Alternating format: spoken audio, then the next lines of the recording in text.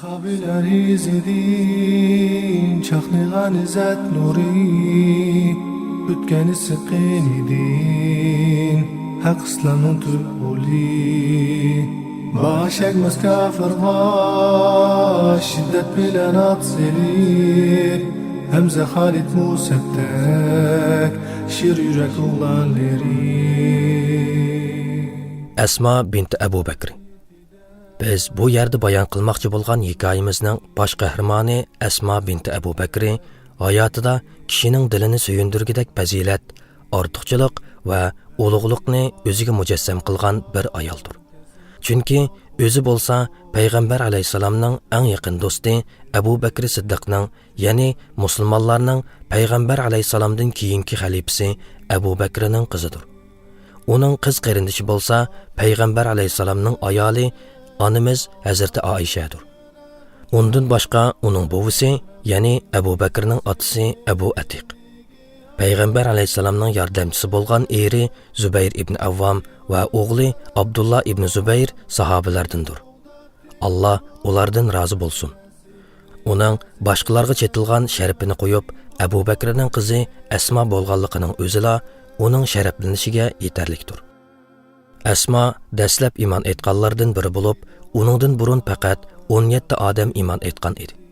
Asma yana ikki balbog' egisi degan nomga ega bo'lgan bir fazilat egisi bo'lib, u payg'ambar alayhisalom bilan otasi Madinaga hijrat qilgan kuni ularga uzoqliq va suv tayyorlab berib, bu narsalarni tangadigan narsa topolmaganda o'zining balbig'ini o'ttirdan yirtib, bir parchasida uzoqliq xaltasini, yana birida tulumni bog'laganda payg'ambar alayhisalom uning uchun Allohdan jannatda ikki balbog' berishga duo qilgan. Shuning bilan u ikki balbog' egisi degan nomga ega bo'lgan. U Zubayr ibn Avvam bilan nikohlanganda, Zubayr bo'lsa qo'lida na xizmatini qiladigan xizmatchisi, na bir etidan boshqa oilasini bayoshat qilgudek mol dunyosi yo'q kambag'al yigit edi. Biroq Asma uning uchun bakla yaxshi bir ayol edi. Asma doim uning xizmatini qilib, etini yetilaydi. Uni o'tlatib, halab etib berish uchun donlarni yanchiydi. Alloh ularga kengchilik ato qilib, ularni sahobalarning eng boylarining qatoridan qilganga qadar u shu holatda yashadi. Asmaning dinini saqlab qolish uchun Alloh va Allohning payg'ambari tarafga hijrat qilish fursatiga erishgan vaqtlari dal uning o'g'li Zubayrga bo'lgan homiylik mazgilining oxirlariga to'g'ri keladi. U ahvolning bunchalik qiyinligidan qo'rqmay safarga otlandi. U dal Madinadagi Quba masjidi bor kentga yetib borganda ko'zi yordi. Musulmonlar xushallanib, takbir va tahlil aytishdi. Chunki tug'ilgan bu buvoq Madinaga hijrat qiluvchilarning ichida tunji tug'ilgan buvoq edi. Asma o'g'li Abdullah ibn Zubayrni payg'ambar alayhisalomning qishig'iga elib berib, uning quchqiga qo'ydi. Payg'ambar alayhisalom muborak tukuruklari bilan balani ig'izlantirdi va duo qildi.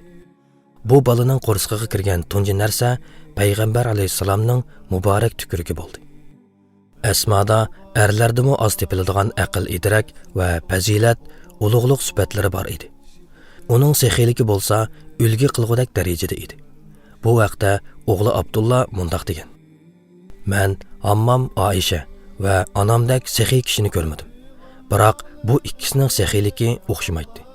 Ammam Aisha bo'lsa, narsalarni yig'ib qo'yib, hojatmanlarga yetkudek bo'lganda ondan beradi. Onam bo'lsa, atiga hech nima qoldirmaydi." Asma har qanday qiyin ahvoldami ishlarni yaxshi bir taraf qila oladigan aql egisi edi. Otasi Abu Bakr ayni zamonda payg'ambar alayhisalomga hamroh bo'lib Madinaga hijrat qilganda uyida barliq mol-mulkini billa elib mangan edi. Uning elib mangan melining soni 6000 dirham bo'lib, u oilasidagilar uchun hech nima qoldirmagan edi. Asmaning buvisi Abu Quhafa Abu Bakrning safar qilganligini anglab, uning uyiga keldi. U chaqda u mushrik edi va Asmaga Alloh bilan qasamki, men uning o'zi orqali sizlarni g'am andishiga silib qo'yganning ustiga sizlarni kambag'al bir holatda qoldirdi deb qarayman deganda, Asma uningga: "Ey bova, hargiz undaq emas. U bizga ko'p mol qoldirib qo'ydi." deginicha shig'illarni elib mol saqlaydigan takchiga qo'ygandan keyin ustiga bir parcha raxtni yepib, buvisining qo'lini tutib, rəxtning ustidan silatqızıb, qandaq rasmikan dedi. Buvisining ko'zi ko'rmas edi. Buvisi qoldiribdi. Agar u mushu mallarning hammasini qoldirgan bo'lsa, haqiqatan yaxshi ish qilibdi degan edi. Asma mushunda qilish orqali yashangan kishini xotirjam qilishni va uning o'ziga mal berishidan to'sib qilishini maqsad qilgan edi. Chunki u garchi buvisi bo'lgan taqdirnimi mushriklardan o'ziga yordam qilinishni xohlamaydi. Tarix Asmaning hayotidagi nurg'un alohida ko'rinishlarni unutib qoldi degandimi, uning o'g'li Abdullah ibn Zubayr bilan oxirgi qitimga uchrashishi va bu uchrashishda namoyon bo'lgan uning o'tkir aqli, keskin pozitsiyasi va kuchli imonining suhbatdagi ifodasini hargiz unutib qolmaydi. Bu vaqalik mundaq edi. Yazid ibn Muaviya vafot bo'lgandan keyin Asmaning o'g'li Abdullah ibn Zubayrga Hijoz, Misr, Iroq, Xorason va Sham diyorlarining ko'plagan joylaridagi musulmonlar bay'at qildi. Oradan uzun o'tmay Umayya jamoatidagilar Hajjaj ibn Yusuf Saqafiyning qo'mondonligida Abdullahga qarshi zo'r qo'shin mangdirdi. Shuning bilan ikki taraf o'rtasida keskin jang boshlandi. U jangda o'ziga xos boturlik va chavandozlik bilan qahramonlarcha urush qildi. Lekin uning atrofidagilar paydin-pay uningdan ayrilishga boshladi. U oxirida Allohning uyi bilan panohlandi. Ya'ni u bir qancha kishilar bilan muqaddas Ka'baning ichida qo'g'dinishga majbur bo'ldi. U shahid bo'lishdan bir qancha soat ilgari onasi Asmaning qishig'iga keldi. Bu chaqda Asma ko'zi tutilib, yashinib qolgan edi. "Ey ana, sizga Allohning rahmati va barakati bo'lsin", dedi Abdullah. "O'g'lim Abdullah, sanga tinchlik bo'lsin. Hajjajning manchanoqlari atgan toshlar yerlarni titirtib o'tadigan mushundaq chaqda sen bu yerga nima deb kelding? Sizdan maslahat so'rag'ili. Mendan qaysi ish to'g'risida? Kishilar menga yordam qilmadi.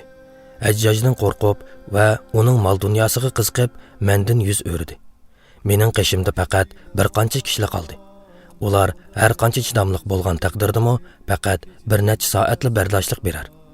Bani Umayyaning elchilari navoda men Qur'onni tashlab Abdullah ibn Marvonga bo'ysunsam, menga xohlaganimni beradiganligi to'g'risida gap qilyotdi. Sizningchi qandoq? Asma o'g'lining bu so'zlarini anglab ovozini ko'tarib, "Ey Abdullah, o'z ahvolingni o'zing bilasan. O'zingni o'zing obdan bilasan. Agar haqiqatga chaqirib, haq ustida tursang chidamliq bo'l. Sen xuddi sening bayrog'ing ostida o'lgan mu'minlar sabr qilgandek sabr qil. Agar sen molni ko'zlagan bo'lsang, nihoyatda eski odam bo'lgan bo'lsan. Natijada o'zingnimi, odamlaringni halok qilasan. Lekin men bugun shaksiz o'ltirilaman. Bu sen uchun Hajjajga taslim bo'lib, kallangni Bani Umayyaning ballari o'ynaganidan yaxshi. Men o'limdan qo'rqmayapman, balki ularning meni chanib etishidan ansirayapman. O'lgandan keyin inson ansiraydigan ish qolmaydi. Bo'g'izlanib bo'lgan qo'y so'yishning azobini sezmaydi.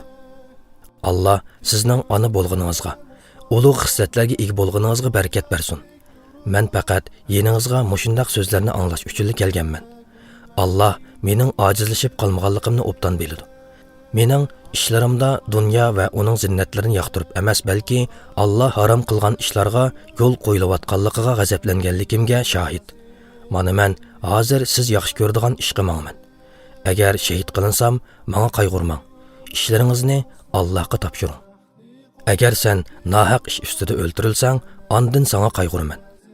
Menga ishining ana. O'g'lingiz bo'lgan men hargiz yomon ish qilish niyatida bo'lmadim. Buzuqchilik bilan shug'ullanmadim.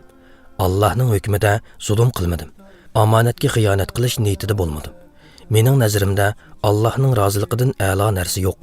Men bu so'zlarni o'zimni oqlash niyatida emas, balki dilingizga sabr kirgizish uchun da'vatiman. Seni men yaxshi ko'radigan ish ustida qilgan Allohga madhiyalar bo'lsin. Ey o'g'lim, yaqinroq kel. Men sening purqingni purib olay, badallaringni silib olay. Bu balkim sen bilan oxirgi uchrashishimiz bo'lib qolishi mumkin.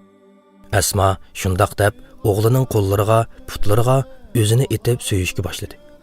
Uning yuzlarini, bo'yinlarini puraytdi. Badanini silaytdi. U turibla qo'lini yig'ib, "Bu kegining nima?" deb so'radi.